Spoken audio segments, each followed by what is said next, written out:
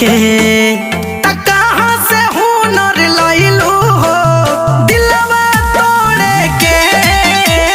कहाँ से हम त जानो न पैनी ई मासूम रूप के तीर मारत रहू दिलवा छुप छुप के।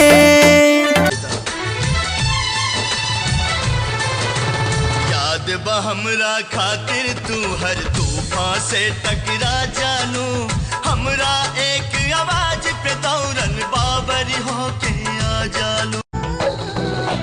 बदलल वक्त भी अब हमर तकदीर बदल देले बा दर्द भी हौसल चेहरा के तस्वीर बदल देले बा।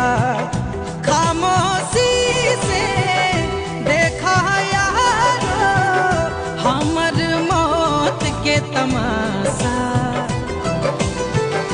जकरा से राहे हमरा के आशा।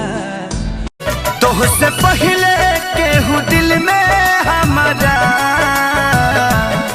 सुन आइल चाहे कोइल न रहे ई प्यार कल परस। हम त जानो न पैनी ई मासूम रूप के तीर मारत रहू दिलवा छुप छुप के।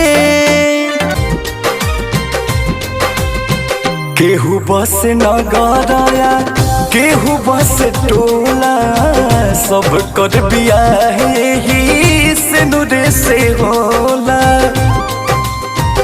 हंसे ले ऐसे जैसे ओकरा लाज ना भइल लागत कि प्यार के मोहताज ना भइल।